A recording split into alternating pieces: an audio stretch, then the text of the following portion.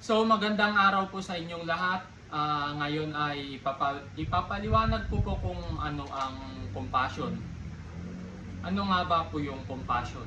So para sa akin po ang compassion ay hindi lang simpleng awa sa isang tao. Ang compassion po ay pag-unawa sa nararamdaman ng iba at paggawa ng paraan para matulungan po natin sila.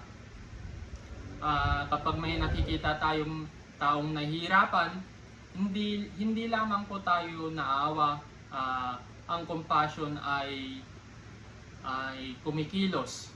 Ginagawa natin ang kaya nating gawin para gumaan ang kanilang sitwasyon.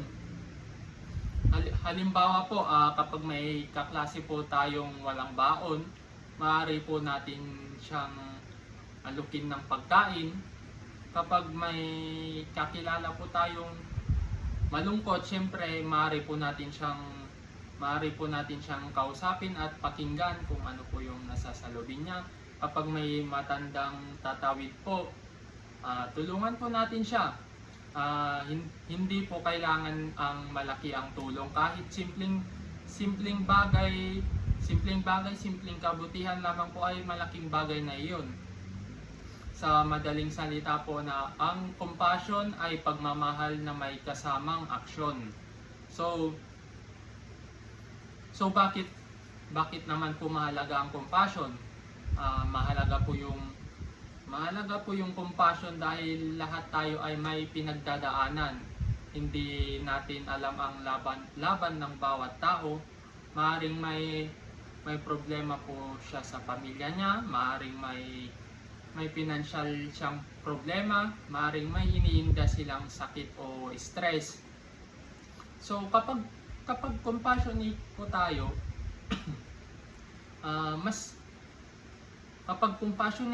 syempre mas nagiging mabait po tayo sa ating kapwa. Syempre nababawasan ang away, mas lumalakas ang pagkakaisa, mas nagiging maganda ang samahan sa paaralan, sa bahay at sa komunidad. Minsan ang simpleng ngiti o mabuting salita ay sapat na po yun para mapasaya ang isang taong may mabigat na dinadala. So, paano naman po natin na ipapakita ang compassion sa pag-aalaga sa kapwa? So, ang compassion ay makikita sa ating araw-araw na ginagawa. Halimbawa po, kapag nire-respeto po natin ang ating mga magulang, syempre, kapag tumutulong tayo sa gawaing bahay, kapag hindi po tayo nananakit o nang aapi, kapag marunong po tayong makinig sa problema ng iba, kapag nagbibigay po tayo ng oras para tumulong sa nangangailangan. So bilang estudyante po, maaari po nating ipakita ang compassion sa pamamagitan ng pagtulong sa kaklaseng nahihirapan sa mga lessons niya. Tulungan po natin sila. Pagiging magalang sa mga guro, hindi pangungutya sa mga nagkakamali po, at syempre pagiging mabuting kaibigan po. Hindi po natin kailangan ng malaking pera para maging compassionate. Ang kailangan lang po ay may mabuting puso po at malasakit sa iba. So, paano naman po natin maipapakita ang compassion sa kalikasan? So, siyempre hindi lamang po tao ang dapat nating mahalin, dapat mahalin din po natin ang kalikasan. So, kapag inalagaan natin ang ating kapaligiran, naipapakita rin po natin dito ang pagiging compassion po natin. Halimbawa, hindi po tayo nagtatapon ng basura kung saan-saan. Naghihiwalay po tayo ng nabubulok sa hindi nabubulok. At nagtitipid po tayo sa tubig at kuryente. Nagtatanim po tayo ng mga puno at ano pa ba? Iniiwasan natin ang paggamit ng sobrang plastic. So kapag malinis po ang ating kapaligiran, siyempre mas ligtas po ang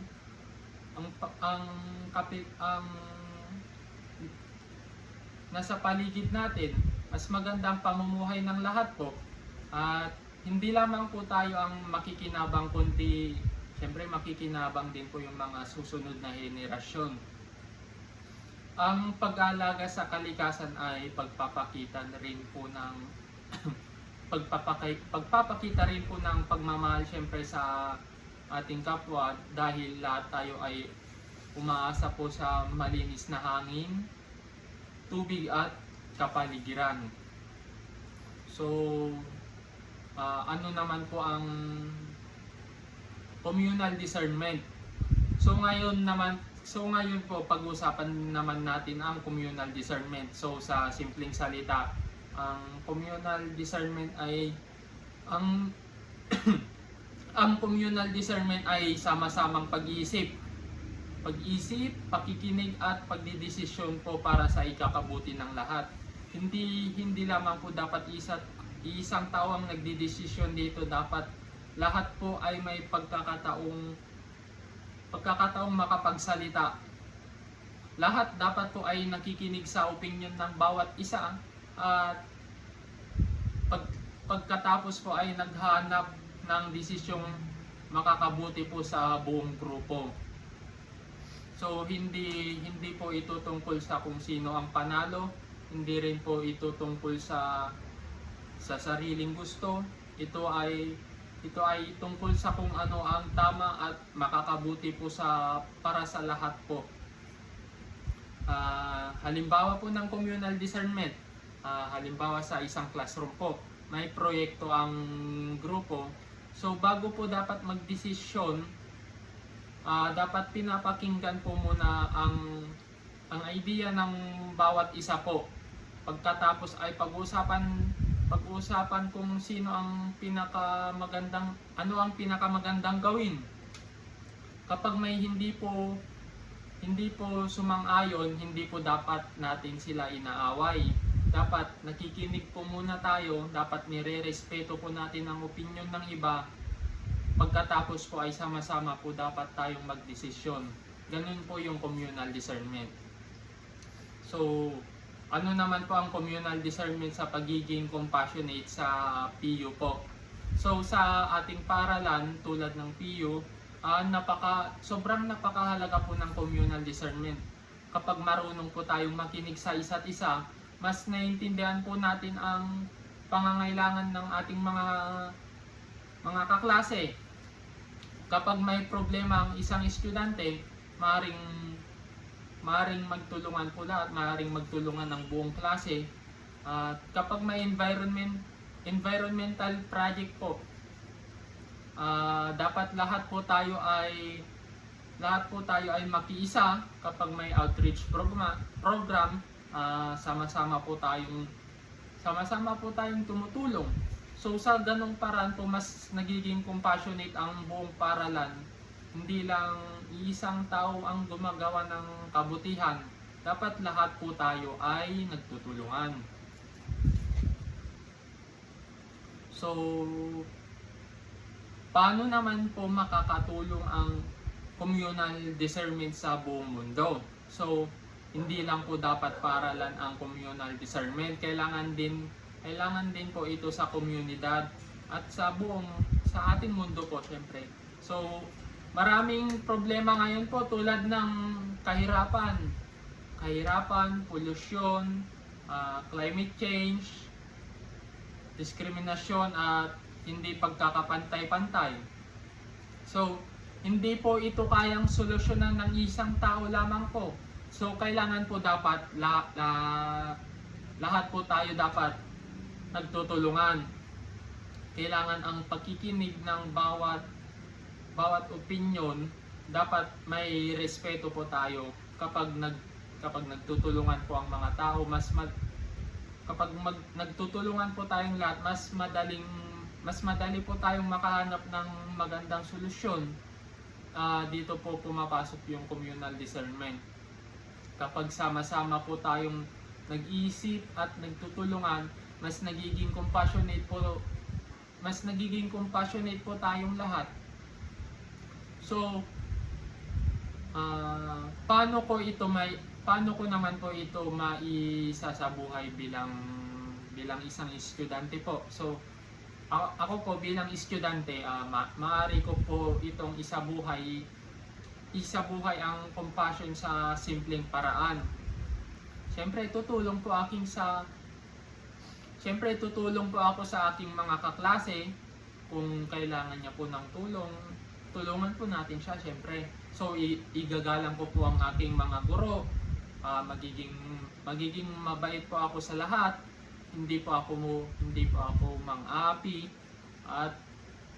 at pangangalagaan ko po ang kalikasan. At syempre po magtatapon po ako ng aking basura sa tamang lagayan. At makikilahok po ako sa mga gawain po sa paaralan at higit sa lahat po makikinig po ako sa opinion ng iba bago po ako magdesisyon. So sa ganung paraan po na ipapakita ko po ang aking pagiging compassionate at communal discernment sa aking pang-araw-araw na buhay. So sa lahat ng sinabi ko po ang aking conclusion po bilang pagtatapos po dito, ang compassion po ay pag-unawa sa nararamdaman ng ibang tao at paggawa ng mabuti upang matulungan po natin sila. So dahil dito po naipapakita po natin ang ating pagmamahal sa ating kapwa at pangangalaga po sa ating kalikasan. At ang communal discernment naman po ay sama-samang pakikinig at pag-iisip at pagdidesisyon para sa ikakabuti po nating lahat. Kapag pinagsama po natin ang compassion and communal discernment, mas nagiging mabuti ang ating paaralan, komunidad at ating mundo. So, tandaan po natin na hindi po kailangan malaki ang gawin natin para makagawa ng pagbabago. Minsan nagsisimula po ito sa ating mga simpleng kabutihan, sa ating paggalang, sa ating pakikinig, at pagtulong sa ating kapwa. So, yun lamang po. Maraming salamat po.